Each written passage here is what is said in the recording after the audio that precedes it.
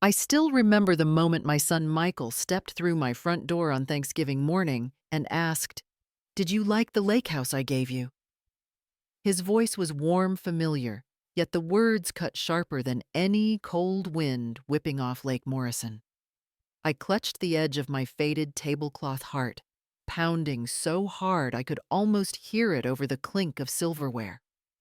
A lake house, I searched his eyes for a flicker of amusement, as if this was some elaborate joke. But his polished gaze held only concern and confusion. My breath caught in my throat. I never received a house. I'd spent 2 years scrimping on peanut butter sandwiches, so I could afford my blood pressure pills sewing the same worn coat back together through 2 brutal winters and skipping lunches to pay November's heat bill. How could I have missed a sprawling lakeside retreat deeded in my name, tucked away out of sight? Every Thanksgiving memory I'd built in my small kitchen, the turkey dripping the pumpkin pie's spicy sweetness, the old plastic tablecloth I bought on sale, suddenly felt fragile, like a house of cards waiting to collapse. I remembered Michael's childhood promises, "Mom, I'll take care of you," he'd said, voice brimming with boyish earnestness. But between the storms of grief after my husband's passing and the jagged edges of his skyrocketing business life, those promises had faded into brief phone calls about board meetings and profits. Now, with that single question hanging in the air, I realized the truth. I'd never seen something more was at stake than just a gift I'd never received. A buried betrayal was coming to light, and I had to steel myself to uncover it. I pushed open the creaky door to my little apartment and set down my battered mop bucket, the same one I'd been pushing through office buildings for the last decade. The late afternoon sun slanted through the dusty blinds, casting long stripes across the vinyl floor. I flicked on the lone ceiling light, and the bulb buzzed before sputtering its dim yellow glow. I felt the familiar ache in my bones as I peeled off my worn coat, the one with the threadbare elbows and the patched cuff. It was November again, the month when the chill roared through my thin walls, and I convinced myself another cup of coffee would somehow fill the gap where central heat should be. I sank onto the edge of my sagging sofa and unzipped my purse, fingers trembling as I counted out the last of my coins. 38 cents. That would cover the bus ride tomorrow morning, but nothing more. My stomach tightened. I'd already skipped lunch again, my routine sacrifice, so I could stretch what little remained for my blood pressure pills. I dug into my purse for the small brown envelope I reserved strictly for medication, 4 pills left. 2 mornings, 2 nights. After that, I'd have to skip a dose. But if I missed too many, the headaches would spiral back, and I could end up back in the emergency room. I couldn't afford that. I pressed my fingertips to my temples, recalling how Michael used to press my hand when I got dizzy. "Mom, take better care of yourself," he'd say on the phone. I'd smile and tell him I'm fine, sweetheart. How long had it been since he'd heard the real story? 2 years of this quiet survival of rationing the very lifelines meant to keep me alive. I stood and walked to the kitchenette, staring at the empty counters. A single can of black beans and a loaf of store-brand bread stared back at me. I opened the beans and heated them in my chipped pot, the metal edge nicking my palm. The scent rose muted and tinny. I spooned beans onto a slice of bread and chewed mechanically, each bite bittersweet. I'd tell myself it was enough protein, fiber, some sustenance. But the truth was that I'd gone hungry so often over these 2 years that I could almost taste the emptiness, a hunger deeper than my stomach, the hunger to matter, to be remembered. In that silent apartment, I replayed the mornings when I woke early, to scrub the corporate bathroom's silver fixtures, polished floors, gleaming for the 9 to 5 workers who never saw the person who cleaned up after them. They walked right past me, collars, starched heads down, never a word of thanks. I remembered how invisible I felt wiping toilets that would host 100 strangers by lunchtime, while the rent clock ticked louder in my mind. When my husband died 3 years ago, grief had swallowed me whole. Michael retreated into his work-building lines of code and corporate strategies. I understood that losing your spouse changes you, but I never expected that normal life would slip so quickly into this endless loop of scrimping and borrowing and pretending. Each month I rationed every necessity the heat thermostat set at 60 to spare the utility bill extra blankets wrapped around me at night. I clipped coupons and walked an extra half-mile to the dollar store for sale bread. I asked my supervisor if I could pick up extra shifts. She shook her head, regret in her eyes. "Grace, I wish I had the hours," she said softly. I nodded and forced a smile. "Maybe next week." And so I kept a promise to myself I would not give in to despair. On the nights when the loneliness pressed in so tight that I could barely breathe, I lit a single candle and whispered, "You are still here." It felt silly at first, talking to myself, but slowly those words became my mantra. In my head, I replayed Michael's childhood promise, "I'll take care of you when I grow up," and used it to steel my resolve. I told myself that someday things would change, that I would stand tall again, that I would deserve more than stale bread and broken heaters. I imagined the warm kitchen of a dream house by the lake where laughter bounced off windows and the air tasted like fresh pine. I convinced myself it wasn't just a wish, but a bargain. Survive this winter, and the rest would come. I looked down at my stained uniform shirt, thought of Michael's expensive suits hanging in the closet back home.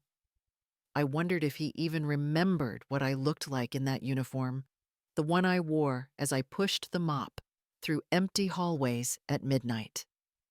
I missed the sound of his laughter, the way he'd pull me close and hug me tight. But our calls were always short now, patched together between his board meetings and client dinners. I flicked off the overhead light and lit a small lamp by the sofa. The soft glow drew shadows on the wall shadows that looked like me, standing strong even when my limbs shook.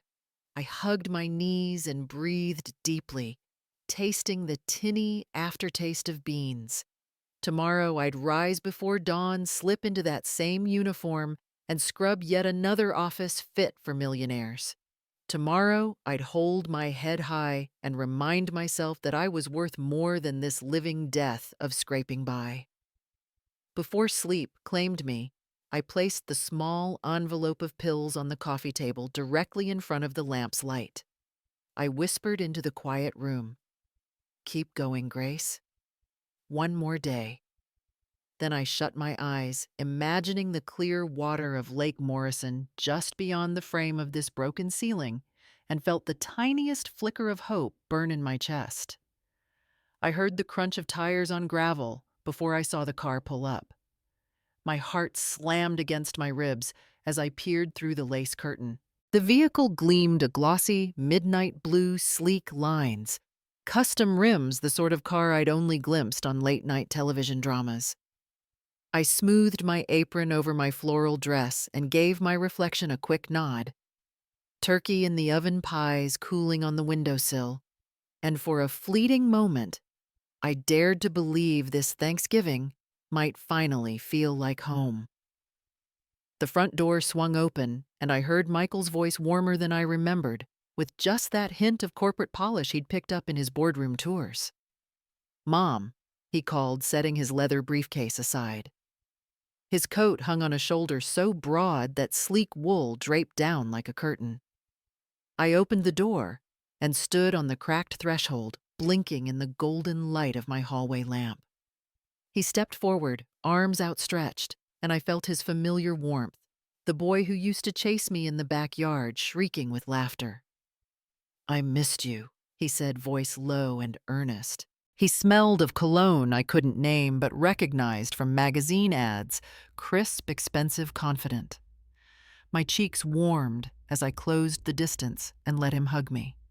Behind him stood Rachel, her hand resting lightly on Michael's arm.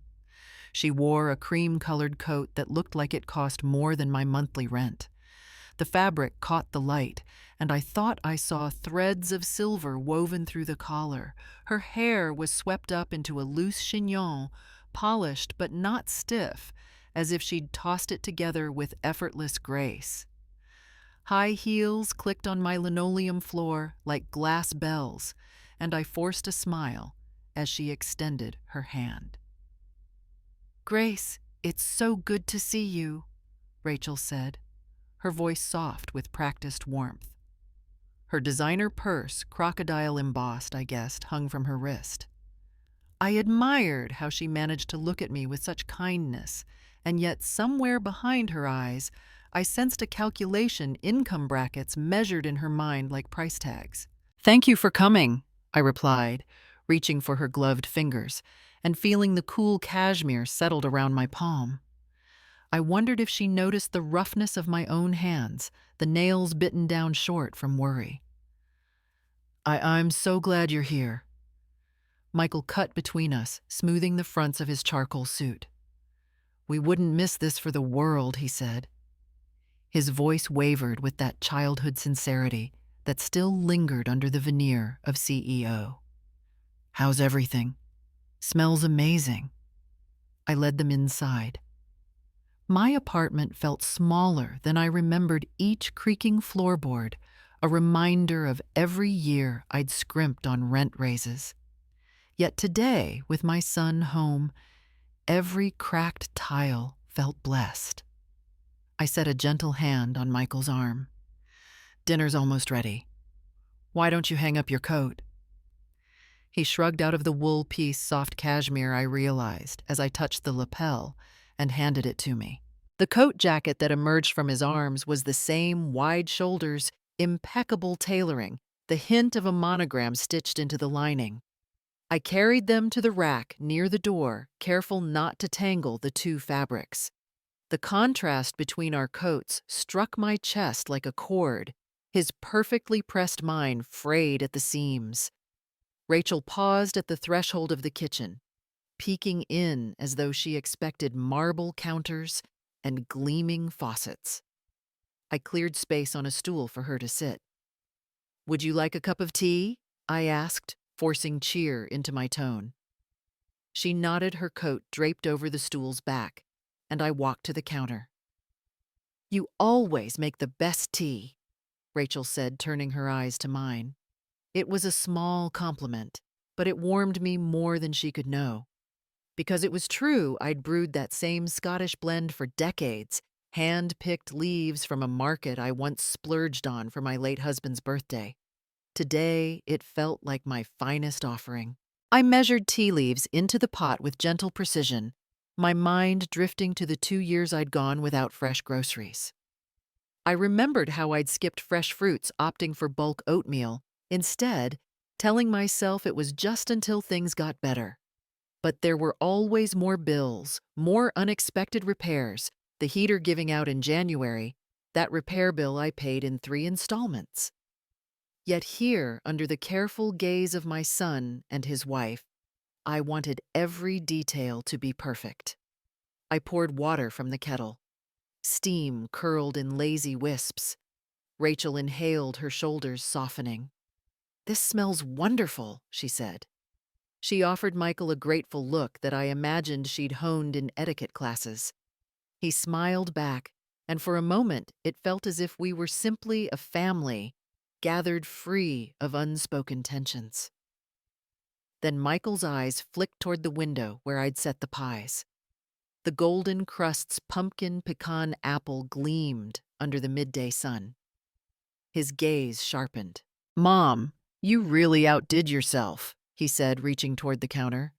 His hand brushed mine as he took the spoon to test the filling. I tasted a sliver of spice and sweetness, the familiar comfort of cinnamon and nutmeg.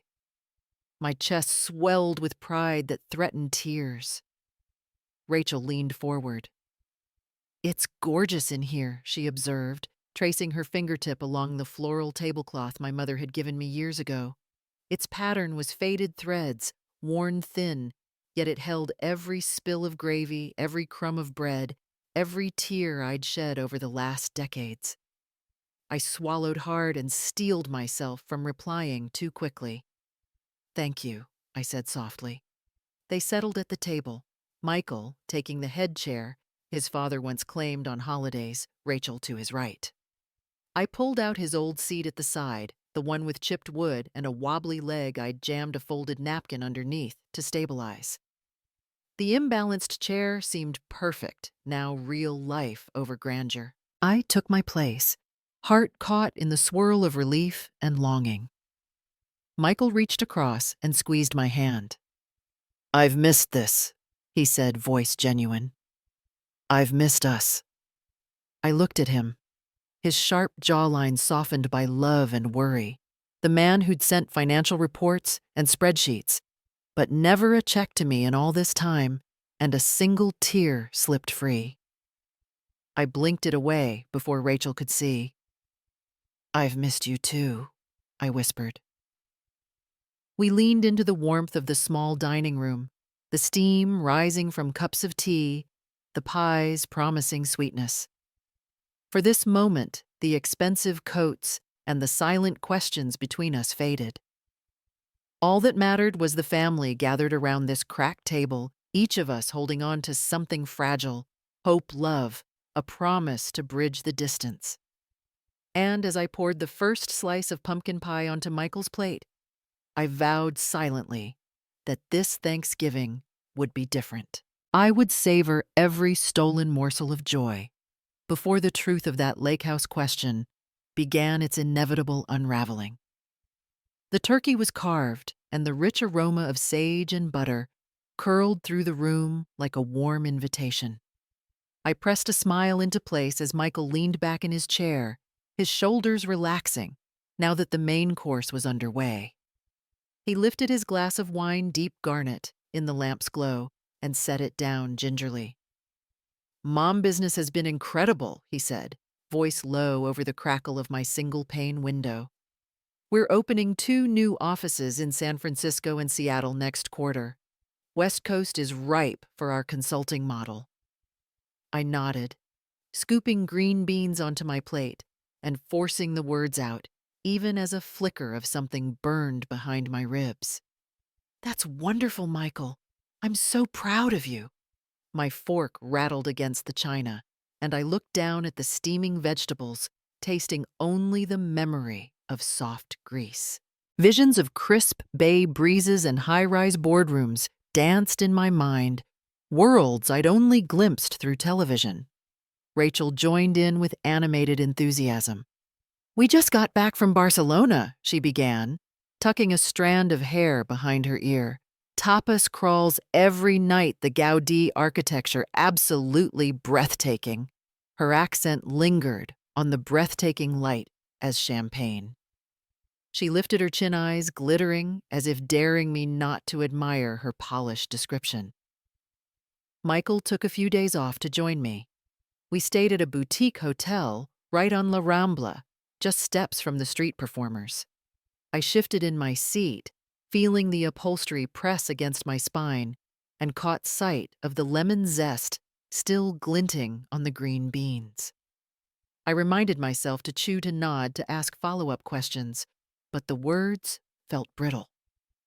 "That sounds incredible," I managed, voice steady. "I can only imagine the sights." Michael reached over and patted my hand. "You should come with us next time, Mom," he said. "Get a break from the cold here."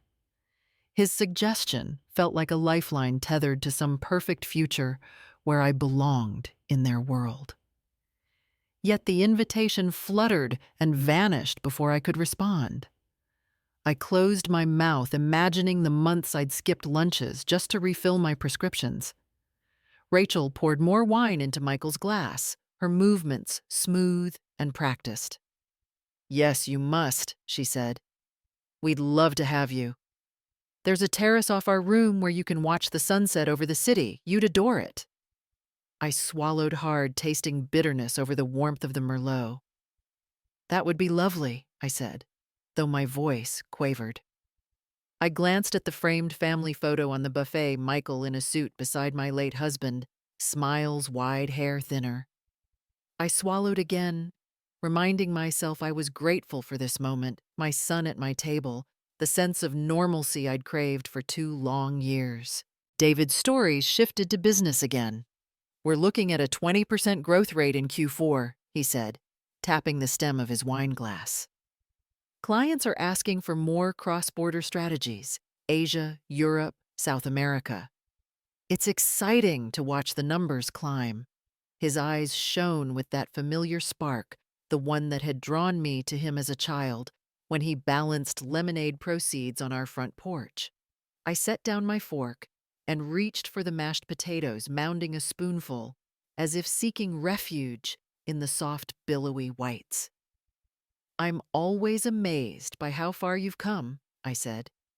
From that tiny office, you started into an international firm. The words felt sincere, even as jealousy curled sharp beneath them. I remembered the nights I'd scrubbed floors until my knees ached, imagining him in boardrooms while I mopped corridors. A pause settled around us. The ticking of the kitchen clock sounded loud. I realized I hadn't asked about Rachel's family, her parents, who I'd heard lived comfortably on a suburban estate. Instead, I clung to each syllable of their glamorous travel tales, as though inhaling oxygen after weeks without it. Rachel smiled kindly. My mother adored Barcelona. She's planning a trip to Tuscany next spring. I'm hoping to take her to Florence. She's always wanted to see the Duomo up close. She lowered her voice, conspiratorial. I booked us in a villa outside the city. Vineyard tours, homemade pasta classes, she'll love every minute. I blinked back a sting of envy, so hot I tasted iron on my tongue. My own mother had passed years ago, and I'd never felt worthy of vacations. Instead, I'd tucked every spare coin into my pill envelope, counting days until the next paycheck. I realized my hands were trembling as I lifted my glass. I set it down deliberately and met Michael's gaze. You've both done so much, I said. It means the world that you'd include me in your plans. Michael's brow furrowed. Mom, are you okay? His concern was genuine, a tether that always drew me back from the edge. You look cold. I straightened my shoulders and pressed warmth into my smile. Just chilly in here, I said, eyeing the thermostat at 62 degrees. I'd have to crank it up later and pray the rent didn't get late. Thanksgiving always makes me think of November's bite. Rachel touched my arm. Let me help with the lighting, she offered. She stood and crossed to the lamp, flipping the switch to brighten the corner by the window. The room glowed softer now, shadows receding. I exhaled, letting tension slip from my spine. For a moment, the table felt like a bridge between two worlds, hers of polished travels and corporate triumphs, and mine of silent perseverance and quiet desperation. I toyed with my napkin, tucking and folding, as though stitching invisible seams. Thank you, I whispered. Dinner wound down in polite chatter, Michael asking about my week, Rachel inquiring after my favorite recipes. I answered as graciously as I could, each reply a small victory over the ache in my chest. When dessert was served, warm apple crisp with vanilla ice cream, I closed my eyes at the first spoonful, let the cool sweetness calm me. But beneath the surface, a current of loneliness lingered. I was grateful, so grateful for this dinner, for the laughter that crested with the clink of forks, for the fleeting warmth of family. Yet, as I watched Rachel's eyes sparkle at Michael's anecdotes, I knew this wasn't my world. And in that truth lay the ache I'd carry with me tonight, long after the dishes were done and the tablecloth folded away. I lifted the spoonful of apple crisp toward my lips when Michael's voice cut through the warm haze of dessert. He leaned back in his chair, gaze steady, and asked, So, Mom, How are you enjoying the lake house I gave you 2 years ago? The words landed like an iceberg crashing through thin ice. My breath caught halfway between the spoon and my mouth. The room went still. Rachel paused fork, hovering over her plate. Michael's eyebrows knitted in concern. A bead of sweat formed at my hairline despite the crisp November air. Lake house. My mind spun, searching every memory for the day I'd driven home to find a deed waiting on my doorstep, or an assistant's letter slipped under the doormat. Nothing. Only the same chipped linoleum floor I'd scrubbed for decades, the single-pane windows rattling with every gust. I tasted cinnamon and tart apple, but my tongue felt numb. Lake house. I managed my voice trembling like a cracked violin string. I set the spoon on the plate with more force than I intended, the porcelain clattering softly. Michael's expression shifted from pride to puzzlement. You know the place by Lake Morrison. I had it transferred into your name for your birthday, remember? He folded his hands on the table, watching me as if I were a guest he'd never met. I blinked, trying to steady the world around me. The pool of golden lamplight didn't change the steam, rising from our tea didn't waft away, yet everything felt unreal. My heartbeat pounded in my ears. How could I have forgotten owning a sprawling ranch-style home with lofty windows overlooking the water, a home I'd never seen, never driven by, never heard about until this precise moment? Rachel let out a soft, "Oh," as if she too was replaying my blank stare. She pressed her napkin between her palms. I remember them talking about it at the office, she said in that carefully gentle tone. There was talk of renovations, new screened porch landscaping. Michael, you mentioned it at the holiday party. She turned to him, brows raised. He shook his head. You handled the paperwork, Rach, he said, gaze returning to me.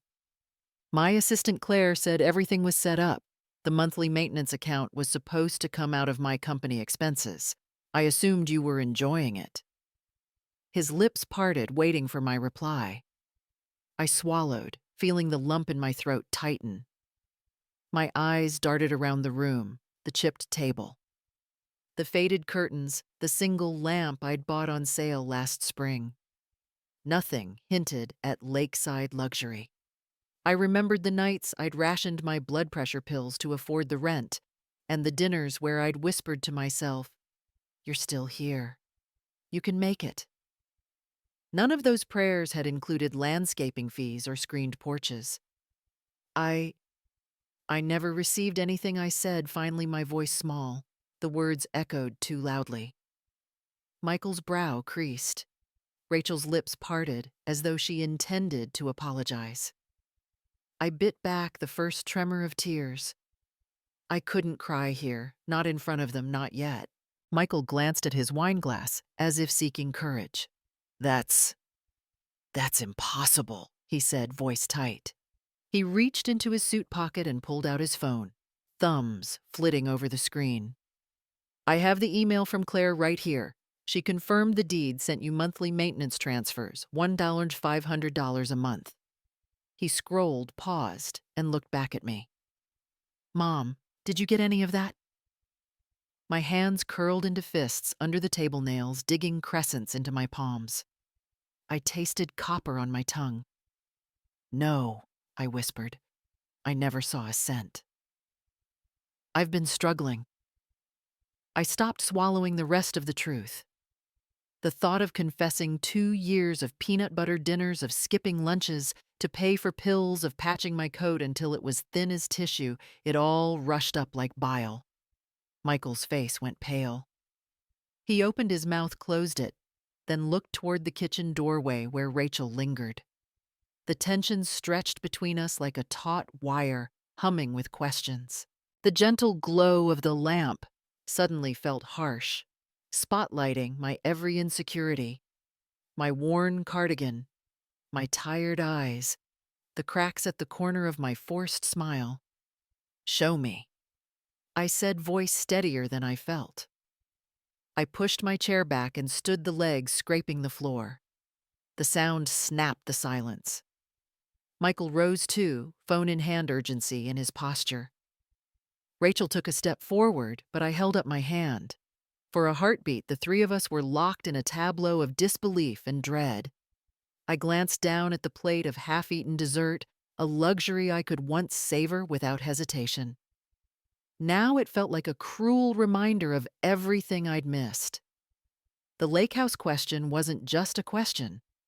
It was the unraveling of 2 years of my carefully constructed illusion that though I lived small, I lived honestly. The room held its breath as I met Michael's gaze, the weight of his confusion and heartbreak resting on my shoulders. In that moment, I realized nothing would ever feel the same again. The laughter, the warmth, the forced normalcy of this Thanksgiving dinner shattered. And in the shards, I saw the truth waiting to cut me wide open.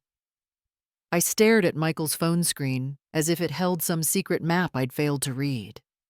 The numbers of Claire's emails scrolled past each timestamp, a reminder of the months I'd lived believing I was alone in my struggle. My pulse pounded like a jackhammer in my ears. I opened my mouth, but my voice felt thick, as though wrapped in fabric. I swear I never got any paperwork, I said, pressing my palms flat on the table. The tablecloth bunched beneath my fingers. Nothing arrived in the mail. No deed, no letters, no checks, no calls. My words tumbled out in a rush, propelled by the panic rising in my chest. Michael looked up, brows knit, his warm brown eyes flashing with concern. "Mom, are you sure?" he asked gently. His voice had that tone he still used when I skinned my knee as a child, equal parts worry and encouragement. Maybe it got lost in the mail. I shook my head so hard my chin trembled. I would have noticed. My gaze flicked toward Rachel, who shifted uncomfortably at the edge of the kitchen entrance. Her eyes darted from Michael's phone to me, and she swallowed lips pressed tight. Rachel cleared her throat, voice quieter than before. Excuse me," she said, voice oddly brittle, like a branch cracking underfoot. She tucked her phone into her purse and backed away. "I have a quick call I need to make about tomorrow's appointment. I'll be right back." Her words hung in the air, a thin excuse stretched over deeper tension. I watched her move toward the kitchen, each step hesitant. The soft click of her heels on the linoleum felt like a countdown to something I wasn't ready for. Michael glanced after her jaw clenched. "I'll handle this," he said, rising and following Rachel. He laid a hand on my shoulder, a gesture meant to soothe, but it trembled with unsaid questions. Left alone at the end of the table, I sank back into my chair, my breathing ragged. I folded my hands in my lap, trying to ground myself in the here and now, but my mind reeled. Where was the lake house deed? Where had the maintenance checks gone? How could 2 years of $1,500 payments simply evaporate? I looked down at my wedding band, its golden circle dulled from years of wear. I turned it slowly, comforted by its smooth, unbroken ring, even as my world cracked open. Memories flooded me the day my husband and I signed papers for our modest home, the afternoon Michael took my hand at his college graduation, the quiet nights when he called during business trips, promising to call more often. All those memories were real, unyielding. The lake house, on the other hand, had no place in my past. Footsteps approached softly, and Michael returned, phone in hand, eyes a storm of fear and confusion. He set the phone down on the table screen up, but didn't scroll further. "Mom," he said, voice tight.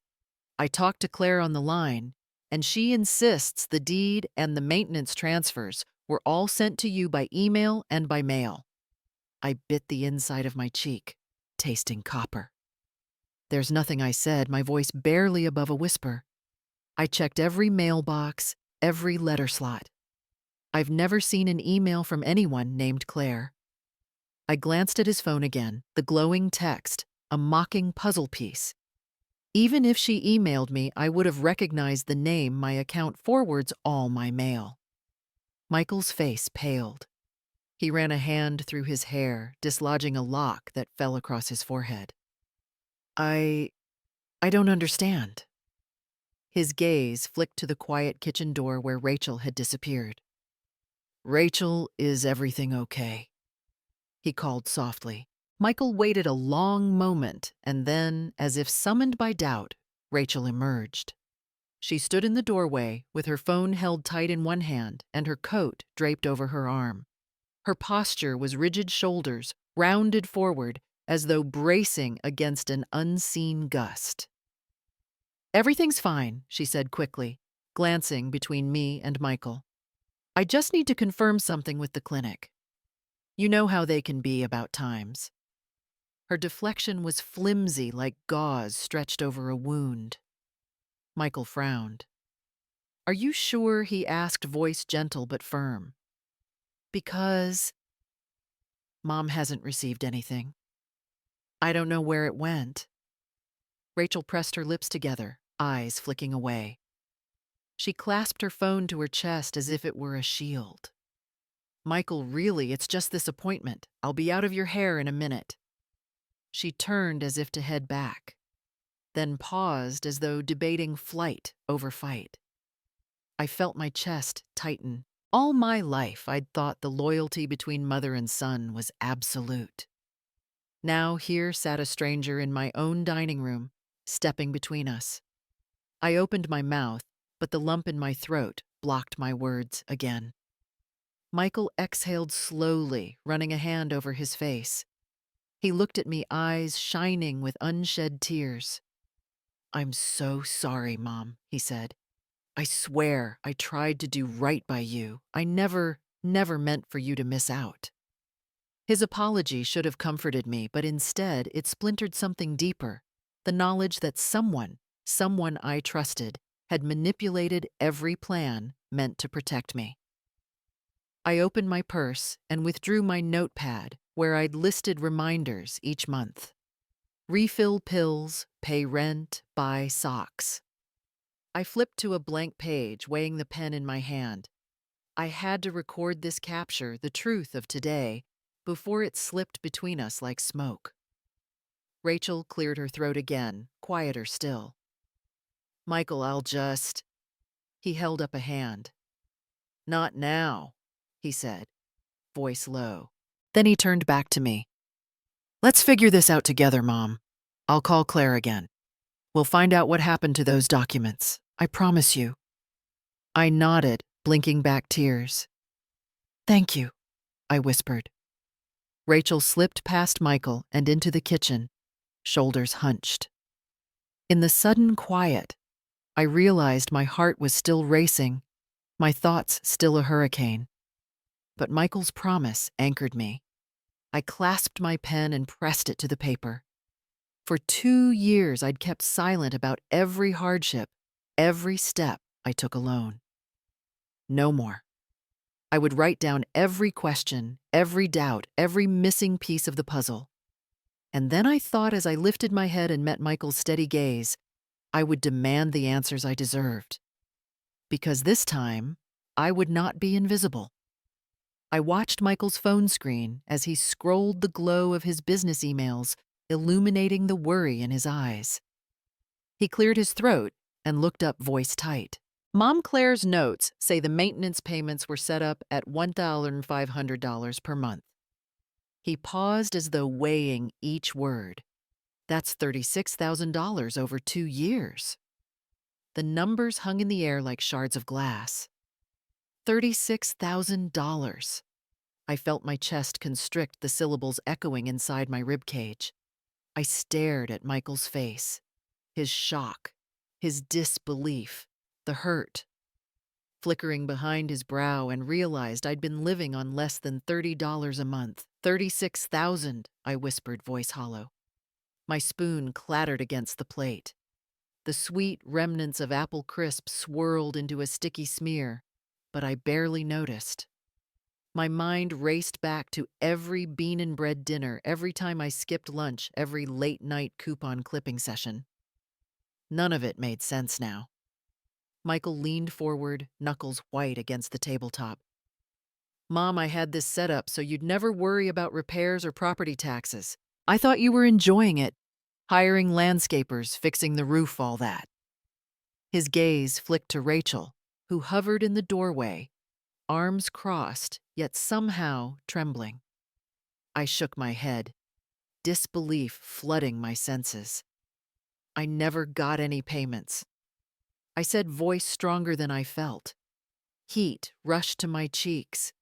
Not a single check, not a deposit, not an email notification, nothing. Silence pressed in. Even the distant hum of traffic outside felt muted. I gripped the edge of the table, knuckles burning. Memories of late-night anxiety, standing in the grocery aisle, calculator in hand, deciding which box of cereal to swap for cheaper off-brand, flashed across my mind. Those weren't choices I would ever have made if $36,000 had landed in my account. Michael's mouth opened and closed. He ran a trembling hand through his hair. But Claire sent confirmations every month, he said, tone sinking. She emailed you, she CC'd me, she said the bank transfers had cleared. I swallowed hard, throat dry. If she emailed me, I said slowly, I would have read it. Claire, is the company's operations manager. I'd know her name. I closed my eyes, trying to remember every unopened email I might have deleted by mistake. But I'd barely had spare minutes to sift through junk mail. My morning routine had been eggs and toast at 5:30 a.m., cleaning floors until noon, then the long walk home to ration what was left. There'd been no time, no headspace for checking messages about a property I didn't know existed. Rachel stepped forward, then voice small. Michael, maybe there's a mix-up with the bank account number Mom did, Claire say. Which account she was sending it to? He nodded, flipping back to his phone. She said she used the routing number ending in 4782, account name Margaret Henderson. He let the phone drift toward me. The screen showed a list of transfers, each dated on the first of the month each, for $1,500, all to the same account. I leaned in until my nose almost touched the glass, reading and rereading the numbers. 4782. My own accounts end in 9156. I'd always known that odd sequence of digits I'd committed to memory when I locked my first checking account away behind a metal gate. My last rent deposit had that routing number printed on the receipt. I'd looked at it a dozen times this month. It's not mine, I said, voice small, but clear. That's not my account. Michael's eyes widened. It's not. He turned to Rachel, urgent. Rach, did you give Claire any new banking info when you coordinated the paperwork? Her face went ashen. She opened her mouth, then closed it, fingers curling around the strap of her purse. I might have, she stammered. I thought you'd want to make sure your mom's account was in a higher interest savings, so I gave Claire those new details. My heart lurched so violently I thought I would collapse. You gave them my information, I managed. Voice strangled. My routing number to set up payments that were supposed to go to me. Rachel looked down at her feet. The designer heels that had clicked so confidently through my kitchen just hours ago now felt like shackles. She swallowed. My parents were in trouble, she said in a whisper. They needed help with their mortgage. I borrowed the payments, Mom. I planned to pay it back. The room tilted. I tasted bile as memories of frozen meals and skipped doses flooded back. For 2 years, I said each word deliberate. You diverted $36,000 our money to help your own parents? She nodded, tears pooling in her eyes. I never meant for it to last this long, she whispered. I thought I could fix it before anyone noticed. I pushed back from the table chair, scraping the floor. My pulse pounded in my temples, my vision blurred. Mom! Michael reached for my hand, but I jerked away, stumbling back toward the window. The lamplight glinted off the glass as I pressed my palm against the cold pane. The world outside carried on, cars rolling by, wind rattling autumn leaves, unaware of the betrayal inside this tiny kitchen. Michael stood, voice hoarse. "Grace, please," he said. "I'm so sorry." I turned to him. My son. The boy who once pressed his forehead against mine when I felt sick, who promised he'd always protect me. His designer suit felt like armor. His regret, like a wound in my chest. I blinked away tears. "I don't want your apologies," I said, voice shaking. "I want the truth. I want to see every record, every paper you have. I want Claire's emails, the bank statements, everything." Rachel let out a sob. Michael wrapped his arms around her trembling shoulders, but his focus was on me, on the mother he thought he was providing for. I realized then that my promise to myself to survive, to endure, to not break, had prepared me for this moment. I squared my shoulders and met his gaze. "Then let's do it," I said quietly. "Let's uncover every last detail." As they moved to gather phones and laptops, I turned back to the window, drawing in a shaky breath. The cold glass soothed my burning skin. $36,000. It was a number I'd never thought I'd utter, yet here I was, refusing to look away, because now that I knew, I would not let this go unanswered. I rose from my chair so quickly that the legs scraped the floor, and the whole kitchen seemed to converge around me. Michael dropped his phone onto the table, its screen still glowing with Claire's confirmation emails. He stood beside me, his tall frame dwarfing the narrow doorway. Between us, Rachel pressed herself against the kitchen jamb, eyes wide and frantic. "Rachel," I said, voice shaking like a leaf in a storm. "Where are the deed documents? Where are the bank statements showing my payments?" My words tumbled out in a rush. Each question a jagged shard I hurled toward her. My heart hammered so loudly I could hear it over the tick of the wall clock. Michael's shoulders hunched forward. "Mom," he began, but I cut him off. "No," I said, voice firming with each syllable. "I want to hear it from her." I took a step closer, and Michael mirrored me. We formed a blockade in the doorway, a silent vow that there was no escaping this moment. Rachel's breaths came shallow, her chest rising and falling like a trapped bird. She opened her mouth, closed it, then swallowed. I don't have them," she whispered, voice barely audible. I I thought Claire would send them to you." She tugged at the strap of her purse, eyes darting between us like a cornered animal. Michael's frustration flared. "Rachel, that's not good enough," he said, voice low but urgent. "If Claire emailed them, then you must have saved copies. Or you received paper mail you had to open an envelope. Those papers were delivered to you, too."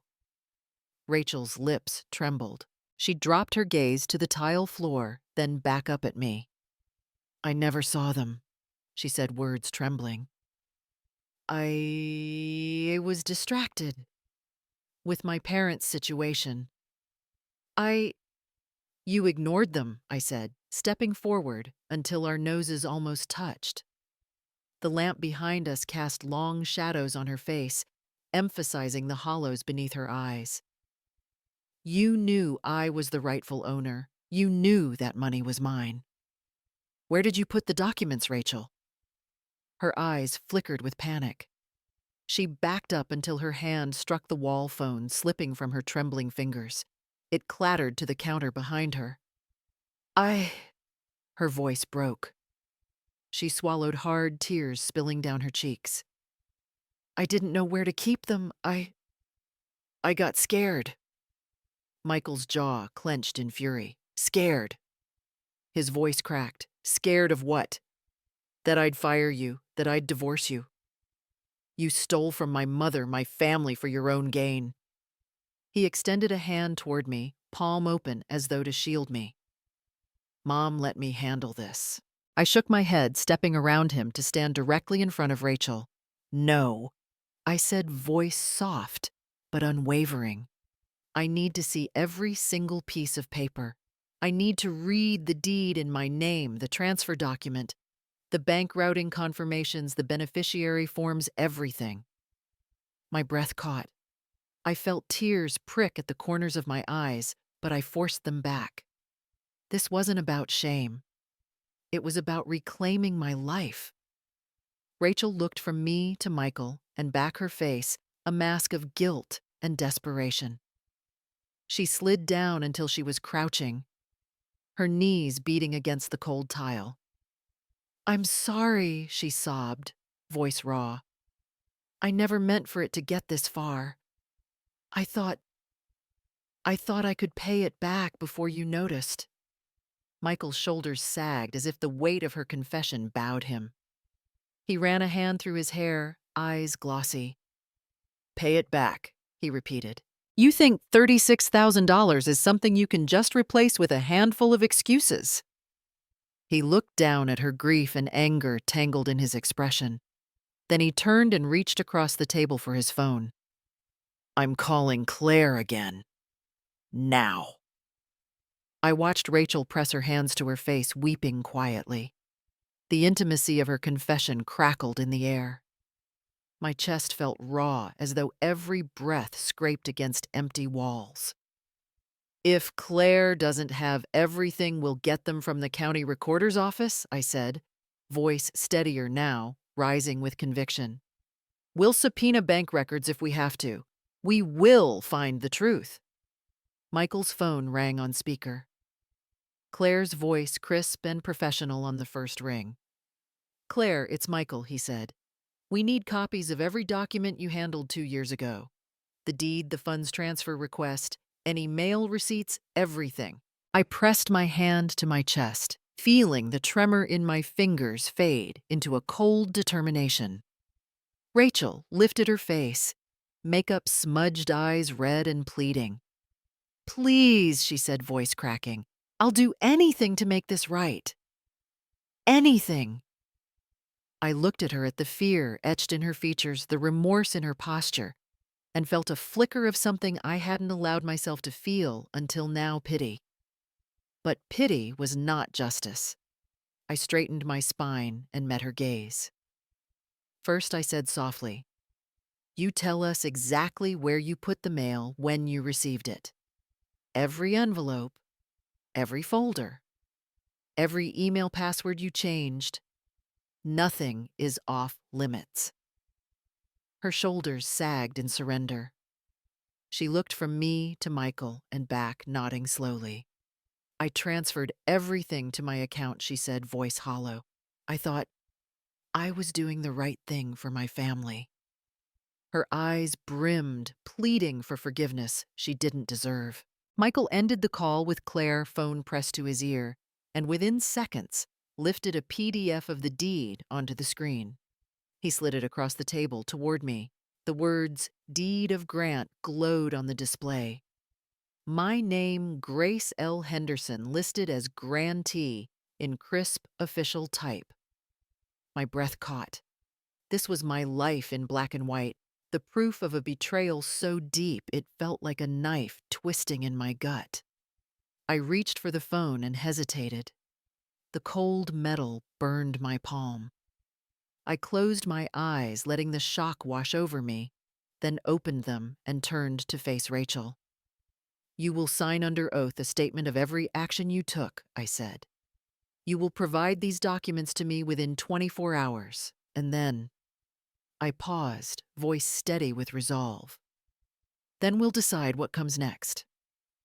In the doorway, Michael exhaled, relief and grief mingling in his posture. Rachel nodded, tears falling onto her hands. I exhaled, feeling the first thread of control return. The confrontation had stripped everything, bare our pretenses, our illusions, the lies that had thrived in shadows.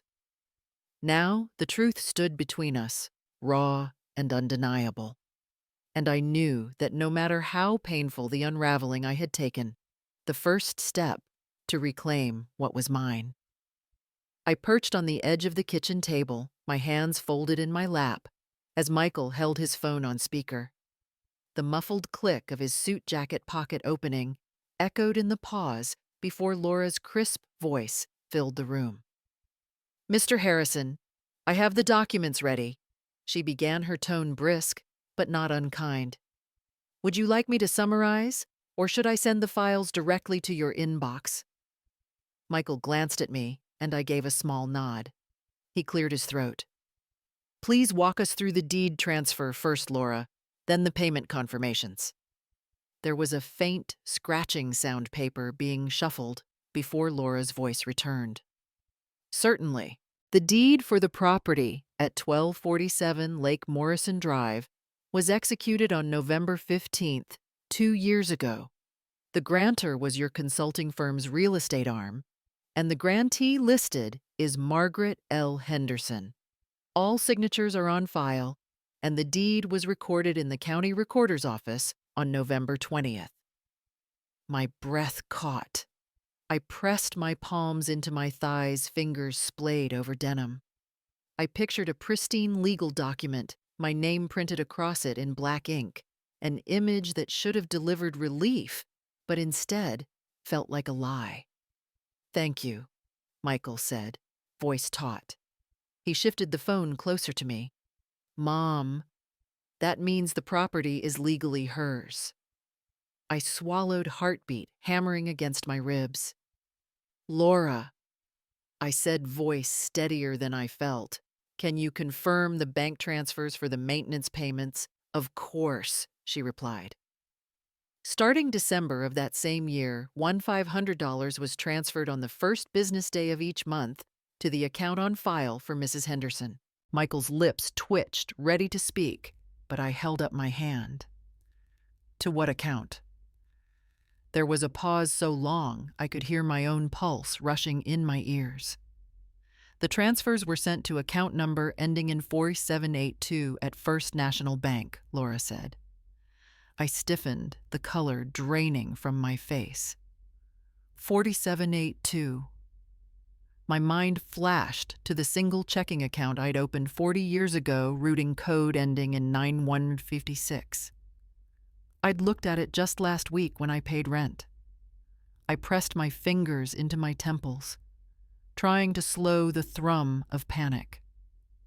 "Laura," Michael said, voice rough, "is the account name matching Mrs. Henderson's exactly?" "Yes," she replied, tone clipped yet sympathetic. "Account holder Margaret L. Henderson. Routing number 1019. Account 1234. My knees felt weak. I sank fully onto the chair, breath catching in my throat. "I've never seen that account," I whispered, voice trembling. Michael's hand found mine beneath the table.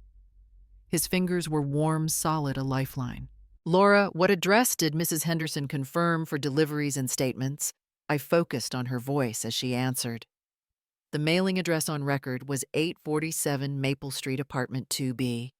The letters blurred together. Maple Street, Apartment 2B. I had never lived there. I had lived in the same small brick house on Elmwood Avenue since my husband died.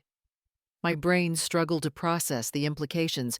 2 years of payments, $36,000, funneled into a phantom account at a phantom address. Laura, Michael said, "Were there any notes or memos indicating who provided the changed bank information?" Her tone was apologetic. "Yes, there's a note dated November 10th. 2 years ago. Mrs. Henderson requested an account update via phone call. The assistant documented the new routing and account numbers signed off by the caller. My chest tightened so severely that I thought I might collapse. "Thank you," Laura, Michael said. "Send me everything you have, emails, call logs, that note, and any confirmation receipts." "I'll send that immediately," she promised. The soft click of the line ending echoed in the hush of the kitchen. Michael lowered the phone, staring at the blank screen as though it had betrayed him. He turned to me, eyes wide and haunted.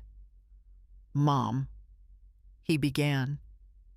I rose and walked to the window, pressing my palm against the cool glass. Outside, the autumn wind rattled the leaves, indifferent to the agony unfolding inside. My reflection stared back at me, a thin, tired woman in a faded cardigan, eyes hollowed by shock. Michael stood behind me, hand on my shoulder. "I'm so sorry," he whispered. His voice cracked, and I felt tears burn behind my lids. "I thought I was doing right by you. I never dreamed." I closed my eyes, drawing in a shaky breath. The realization was like ice water in my veins. Someone had stolen my future, the security I deserved for their own ends. Every night, I'd whispered to myself, "You are still here." But now I understood how easy it had been for the world to forget me. I turned to him, voice soft but resolute. "We need to find out who called Claire with the false account number," I said. "And why?" He nodded, determination flickering in his gaze. "I'll get the call logs, the audio recording if there is one. We'll track down every detail." I swallowed past the lump in my throat. The speakerphone call had confirmed what I feared, and yet in that confirmation, I found the power of truth. There would be no more blind trust, no more silent suffering. "Thank you," I whispered, meeting his eyes. "Thank you for fighting for me." He squeezed my hand, and for the first time in 2 years, I felt the weight on my chest shift. The path ahead was painful and uncertain, but I would not walk it alone. And with every document we uncovered, I would reclaim the life that had been stolen, one revelation at a time. I felt the sting of betrayal before Rachel's words even formed. She stood in the narrow space between the dishwasher and the counter, face, ashen lips trembling. Michael and I had just finished reviewing Claire's emails and the bank call logs. Every transfer marked 4782, every note signed off by someone identifying themselves as me. The evidence was irrefutable. Rachel's shoulders shook as she pressed her hands against the cool tile. Mom, I'm so sorry," she breathed, voice raw with panic. Her eyes darted to Michael, then back to me. "I did it for my parents. They were losing their home, facing foreclosure. My father's medical bills, my mother's care. I couldn't watch them suffer." "No," I said, the single word tearing out of me like a blade. My heart pounded so loud I was certain the walls could hear it. "You couldn't watch them suffer, but you let me suffer." She flinched as though struck. Tears rolled down her cheeks, and she wiped at them with trembling fingers. I thought I was doing the right thing. I borrowed the payments, planning to pay it back before anyone noticed. I never wanted anyone to get hurt. Michael's face turned ashen. He ran a hand through his hair, voice low and trembling. "You stole my mother's house. You stole her money." Rachel's sob caught in her throat. I thought no one would check. I thought you trusted me. I thought I could fix everything before it unraveled." My laugh felt like a scream in my own mouth, bitter, disbelieving. "You thought wrong," I said. My voice was calm, but every nerve in my body burned. "You didn't fix anything. You destroyed my life." She sank to her knees on the tile, her designer coat pooled around her like a dark halo. "Please," she begged, voice cracking, "please don't make me regret helping my parents." I stepped back on instinct, creating distance I didn't quite feel. My hands trembled, pressing into the seams of my cardigan. "You didn't help your parents. You used me as a lifeline." I shook my head, vision swimming with anger and hurt. "I spent 2 years assuming I was alone, scrimping on food, rationing my pills, all while you and your family lived on my money." Michael crouched beside Rachel, placing a comforting hand on her shoulder. "Rach, please," he said. It wasn't supposed to be like this. I stared at the three of us in that cramped kitchen, my son, the woman he loved, and me, the woman they'd both betrayed in different ways. Not supposed to be like this, I echoed, voice flat. You don't get to rewrite reality now. Rachel let out a sob that rattled her small frame. I was scared, she whispered. My parents, they were desperate. They begged me. I thought, if I could just keep things quiet long enough, I'd make it right. A cold fury rose up in me, indescribable and all-consuming. I took a breath and let it out in a slow, harsh exhale. You thought I repeated, eyes blazing. You thought your fear justified stealing my future. Michael pulled his phone from his pocket and opened the folder of downloaded documents. He set a PDF of the forged transfer order in front of me. There, in black and white, was my signature clumsily traced, missing the familiar loop of my G under the words, Authorization for Funds Transfer. My cheeks burned as I leaned in, studying the forgery. This is your handwriting, I asked Rachel, pointing at the jagged letters. She nodded, tears streaming. I forged it. I practiced your signature until I could convince Claire it was real. So sorry. My vision narrowed on her confession, the room shrinking until only her kneeling form remained. The betrayal felt like acid in my veins. You practiced my signature, I said, voice hollow. You memorized how I write my name so you could steal from me. I loved Michael, she whispered, voice barely there. I thought helping my parents would make me a hero. I never meant to hurt you. I stood, moving to the table where my tea was going cold. I reached for the cup and lifted it, cradling the warmth in my hands. The porcelain rim felt foreign against my lips. I emptied the tea without tasting it, set the cup down, and turned back to her. Hurt me, I asked, each word measured. You crushed me. You robbed me of 2 years of security, of dignity, of the peace I thought I'd earned after my husband died. I prayed every night that Michael would take care of me, and you lied to all of us. Rachel's body trembled in tears. She looked at Michael with grief in her eyes. I never wanted any of that. I thought I was saving lives, my parents, our life together. Michael's face was tight with anguish. He released Rachel's shoulder and stepped toward me. Mom, he said, voice thick. I trusted her. Trust, I repeated, voice cutting. Such a fragile thing. I stepped past him and out into the hallway, where my coat hung on a hook by the front door.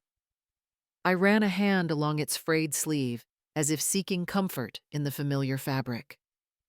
Each loose thread felt like a reminder of the smallness I'd hidden behind for so long.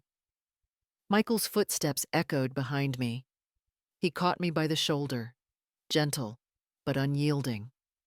Grace, he said, we'll get through this. I closed my eyes, pressing my forehead against the cool wall. The world felt unsteady, each breath a reminder of the betrayal that had upended everything. I don't know if I can, I whispered. I don't know if I want to go back to that broken version of my life. Michael exhaled, heartbroken. We'll rebuild, he promised. But right now, Rachel has to answer for what she did. I straightened, turning to look at her. Rachel, tears staining her cheeks, expressions racked with remorse. In that moment, I realized the depth of my own power to forgive, or to cast out, to heal, or to hold the wound open. I squared my shoulders and met Rachel's tear-filled eyes. What you did was unforgivable, I said, voice steady. And yet here you are, begging for mercy. Her nod was slow, desperate. I took a step back, the weight of choice heavy on my chest. The cadence of my own heartbeat reminded me that I was still here, still strong, still deserving of justice. I'll decide what comes next, I said. But know this, you stole more than money. You stole my trust, my sense of safety, my right to age in peace. Rachel's sorrowful gaze reached mine, a silent plea echoing in her eyes. And in that electric moment, betrayal and confession hanging between us like a shroud, I understood that the path to healing would begin only when truth had been laid bare and justice had been demanded. The courthouse lobby smelled of polished wood and stale coffee, but my heart pounded louder than the echo of footsteps on marble floors. Michael and I sat side by side on a narrow bench, our paperwork spread across his lap. Bank statements, forged signatures, tax notices. I smoothed the crease in my skirt and tried to steady my breathing. Across the room, Mr. Patterson, our lawyer, approached, leather briefcase in hand, face grave but determined. Mrs. Henderson, Mr. Harrison, he greeted us, offering a firm nod. Shall we go over the next steps? I rose, clutching my purse strap like a lifeline. We followed him into a small conference room. The walls were painted a muted gray, and the single window overlooked the courthouse steps where people hurried in and out like currents in a stream. I seated myself at the long table, smoothing wrinkles from my blouse. Michael sat beside me, elbow brushing mine, a quiet reassurance. Mr. Patterson set his case on the table and opened it, pulling out a thick stack of documents. First, he began, "We'll handle the criminal matters. The district attorney has reviewed the evidence identity theft, fraud, and tax evasion charges have been filed against Ms. Andrews." I caught my breath. Ms. Andrews, Rachel's maiden name, sounded so formal, so distant, like reading the obituary of a stranger. "Criminal charges," I whispered, voice catching. "Yes," Mr. Patterson said. "Forgery of your signature on the deed, diversion of funds intended for your maintenance to unauthorized accounts, false tax filings to mask the transactions. Each count carries serious penalties." He tapped the papers before him. "I've arranged for you and Michael to provide victim impact statements. The hearing is scheduled for next Tuesday." Michael nodded, white-knuckled. I felt a surge of relief wash over me, mingled with sorrow. Rachel's betrayal had been so personal, so cutting. Seeing it addressed in cold legal terms made it painfully real. Mr. Patterson flipped to another section. "Meanwhile, on the civil side, we're pursuing full restitution. The bank has agreed to freeze the accounts and reverse the transfers once the court issues the order, so the $36,000 plus interest will be returned to you. The title to the lake house will be reconfirmed in your name, and any improvements made by Ms. Andrews' family will be subject to reimbursement claims." My throat tightened. After 2 years of scraping by, the promise of restored security felt like sunlight after a long night. "And the house itself?" I asked, voice trembling. "It's legally yours," Mr. Patterson said firmly. "The divorce proceedings have been expedited. Ms. Andrews has no claim to the property. Once the court signs off, you'll receive clear title. You may take possession immediately or choose to sell whatever you prefer." I swallowed the lump in my throat, picturing the lake house's screened porch, the winding driveway shaded by oaks, the wide windows where I had once imagined myself resting each morning. That vision had been stolen, but it would now come true. Michael reached over and squeezed my hand. "Mom," he said quietly, "this is justice." Tears pooled in my eyes as I nodded. "Thank you," I whispered. A week later, I found myself at the marble-clad First National Bank branch, identification and court orders in hand. The lobby was quiet, hushed, an odd contrast to the chaos of my emotions. Michael joined me at the counter where the branch manager greeted us with apologies and relief. "We've been expecting you, Mrs. Henderson," she said, her voice gentle. She led us to a private office. "These documents authorize the reversal of all transfers and the closure of the unauthorized account. Please initial here." I signed my name carefully, tracing each loop and curve. As the manager slid stacks of printed confirmation statements toward me, I felt a weight lift from my chest. Each page showed a reversed credit of 1,536 times. The final reversal even included accrued interest. I looked at Michael, vision blurred. "It's really happening," I breathed. He wrapped an arm around me. "It's real," he said softly. We left the bank with the restored funds securely in my personal account. For the first time in 2 years, I carried a checkbook with a balance that could cover months of rent or medical expenses without anxiety. Back in Mr. Patterson's office, we reviewed the final legal paperwork. The divorce decree was crisp and final. The marriage of Michael Harrison and Rachel Andrews is dissolved. All shared assets acquired through fraudulent means are awarded to the victim, Grace L. Henderson. I tucked the decree into my purse. The word dissolved felt apt. Rachel's hold on my life had dissolved under the force of truth. Sir? Patterson leaned forward. "One more thing, Mrs. Henderson," he said. "The DA's office has requested your presence at sentencing. They value your impact statement. Would you like to read it in court?" My heart fluttered. Part of me recoiled at the idea of standing in a courtroom again, reliving every moment of betrayal. Yet another part of me, stronger, defiant, knew I needed to claim my voice. "Yes," I said, voice clear, "I'll do it." On Tuesday, the courtroom brimmed with spectators and reporters. I stood at the podium, my statement printed on crisp white paper. Rachel sat beside her attorney, head bowed, tears in her eyes. Michael stood behind me, offering silent support. When my turn came, I inhaled deeply. "Your Honor," I began, voice steadying as I spoke. "For 2 years, I believed my son's love was enough to protect me. I believed I was safe in the home I've cherished since losing my husband. Instead, I was deceived by the person I trusted into a nightmare of stolen security." I paused, glancing at Rachel. "Ms. Andrews committed identity theft, fraud, and tax evasion crimes that robbed me of my dignity and my peace of mind. I described the nights I rationed my medication, the afternoons spent clipping coupons, the loneliness that settled like dust on my dreams. I spoke of the lake house I had never seen until the truth was revealed, until justice returned to cleanse the hurt. When I finished, the courtroom was silent. Rachel's shoulders shook with silent sobs. The judge's gavel tapped twice. "Ms. Andrews," the judge intoned, "you are hereby sentenced to 18 months in state prison, provisionally suspended pending appeal, and ordered to make full restitution to Mrs. Henderson."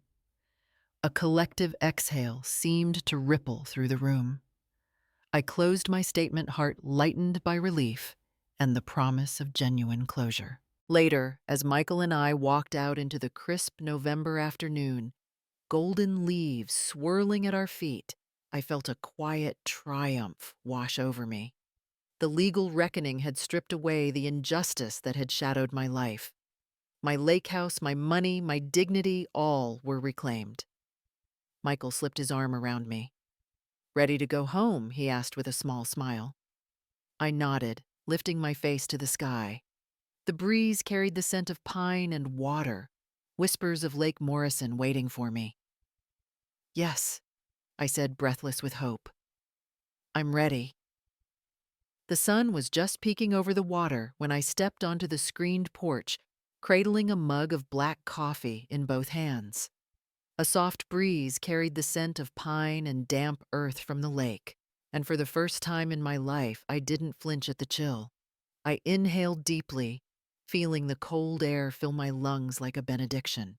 It's been a year since I first unlocked these double doors. Doors I opened with trembling fingers, convinced I was stepping into someone else's dream.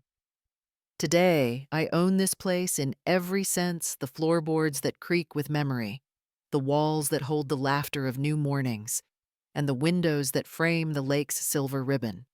I set the coffee on the small oak table and slid into the rocking chair my son insisted I choose. Its seat was worn smooth in the middle, as though made just for me. I closed my eyes and rocked gently, letting the motion settle my heart. Behind me, the scent of cinnamon buns baking drifted from the open kitchen door, Michael's way of saying, "I'm here even before I saw him." "Morning, Mom," he said, stepping onto the porch with a plate in one hand and a thermos of hot tea in the other. His suit jacket hung over his arm, replaced by a cozy flannel shirt that made him look more like the boy who once carved pumpkins at my kitchen table than the CEO who once wore polished loafers through my hallway. I smiled, taking the plate of buns. "They smell perfect," I said, and truly believed it. He winked and poured tea into my mug, steam swirling in the dawn light. We settled into silence for a moment, the kind that only exists between people who have weathered storms together and emerged unbroken. I broke it first. "It's strange," I said softly, "to miss that kitchen in my old house." Michael followed my gaze to the dark wood planks beyond the porch rail. "I thought you might," he replied. "But this is home now, and I'm glad." I pressed my lips together against a smile. I never imagined I'd enjoy waking up before sunrise. My voice wobble settled into contentment. "But here it feels like a gift." He reached across the table and covered my hand with both of his. "You deserve every gift," he said, "and more." I looked at him. The man who once believed money could heal a mother's wounds, now the son who learned that presence mattered more than any dollar amount. "Thank you," I whispered, voice thick with gratitude. After breakfast, I wandered through the house. In the living room, I'd swapped the gaudy furniture left behind by Rachel's family for comfortable sofas. I picked out myself soft linen in calming hues. My late husband's favorite painting hung above the mantel, a serene lake scene that made me catch my breath every time. I smoothed my hand over the frame, recalling how he always said art spoke when words failed. Down the hall, I paused at the doorway to my home office. There, stacked neatly on shelves, were the files from Mr. Patterson, the deed, the court transcripts, the restitution checks. I'd considered burning them, closing that chapter entirely, but decided they belonged here, reminders of the strength I'd found when everything tried to break me. In the kitchen, I unpacked fresh herbs for the windowsill, rosemary, basil, mint. I watered them, humming a melody I hadn't realized I remembered. The kitchen island was clear, save for a bowl of crisp apples and the new teak cutting board Michael gave me for Mother's Day. I felt proud of this space, proud of myself for crafting a life rooted in choice rather than survival. Later that afternoon, my phone buzzed. I saw a text from Mr. Patterson. "Your appeal hearing is next week, just a formality, but let me know if you want to attend." I stared at the screen, heart fluttering. The legal reckoning felt complete. Rachel had pleaded guilty, served her sentence, and paid every cent back with interest. The lake house was mine. The money was mine. The trust we rebuilt with careful boundaries was ours. I typed back, "I think I'm ready." Moments later, another buzz, this time from my sister in town, asking if I'd like to host our annual family reunion here. I smiled. The laughter of cousins and the smell of barbecue on this porch. I hadn't thought about family gatherings since Thanksgiving in that cramped apartment. Now I could imagine my niece chasing fireflies across this lawn, my brother-in-law firing up the grill by the water. I sent back, "Absolutely. Let's make new memories." As evening settled, Michael joined me on the porch again, this time with 2 glasses of lemonade. We watched as the sky turned rose and gold. He handed me a glass and we toasted. "2 new beginnings," he said. I lifted my glass and sipped the tang of lemon bright in my mouth. "To reclaimed peace," I agreed. He nodded, eyes soft. And to us, mother and son, stronger together. I set my glass down and turned to him. I've been thinking, I said, voice thoughtful, about forgiveness. He looked at me, careful, hopeful. I don't know when I'll forgive Rachel, I said honestly. Trust takes time to rebuild, and I'm not sure she deserves it just yet. But I do know I'm letting go of the anger that threatened to consume me. Michael exhaled, a quiet relief in his posture. That's all anyone can ask. I smiled. I'm ready to move forward, I said, not forgetting what happened, but not letting it define me.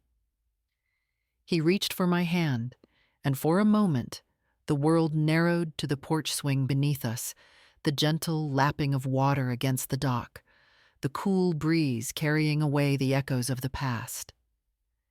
In that golden twilight, I realized that the true lake house, my sanctuary, wasn't just a place of wood and stone.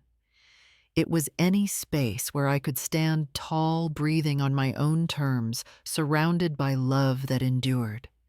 And as the last light dipped below the horizon, I whispered into the cooling air, I am still here, and I choose peace.